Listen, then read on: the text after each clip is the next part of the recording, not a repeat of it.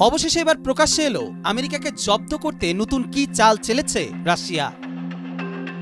Russia ছিল সিরিয়ার অন্যতম শক্তিশালী মিত্র দেশ। সিরিয়ার প্রেসিডেন্ট বাশার আল আসাদের পতনের পর যখন তিনি দেশ ত্যাগ করে মস্কোতে আশ্রয় নিয়েছেন, তখন রাশিয়া আসাদকে উৎখাতকারী বিদ্রোহী মূল দল হায়াত আত-তাহরির শামের নেতা আবু মোহাম্মদ আল জোলানির সাথে যোগাযোগ রাখছে বলে খবর মিলেছে। গত ৮ ডিসেম্বর আসাদের পতনের পর সিরিয়া দখলে নিয়েছে বিদ্রোহী দল এইচটিএস এবং তাদের সহযোগী জৈশ আল-ইজ্জা বাহিনী। যুদ্ধে জয়ী হলেও সরাসরি এখনো ক্ষমতা হাতে তুলে নেননি জোলানি। ভারপ্রাপ্ত প্রধানমন্ত্রী হিসেবে তিনি মোহাম্মদ আল বশিরকে দায়িত্ব দিয়েছেন। কিন্তু এরই মধ্যে বেশ কয়েকটি দেশ জানিয়েছে তারা সিরিয়ার নতুন প্রধানমন্ত্রীর সঙ্গে আলোচনায় বসতে প্রস্তুত। এসব দেশের মধ্যে রাশিয়াও আছে।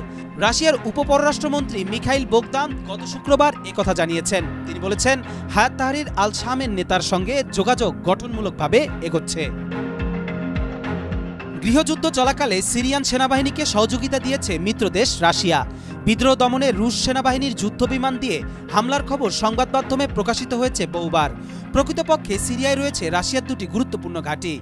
তার্তস শহরে রয়েছে রাশিয়ার একটি নৌঘাঁটি, আর বিমান ঘাঁটিটি দেশটির বন্দরনগরী লাতাকিয়ার অদূরে অবস্থিত। এটি খামেইমিম বিমান ঘাঁটি নামে পরিচিত। রাশিয়া এখন উঠে পড়ে লেগেছে সিরিয়ার সাথে সুসম্পর্ক গড়ে আমেরিকাকে পেছনে ফেলে নিজেদের অবস্থান এগিয়ে নিতে।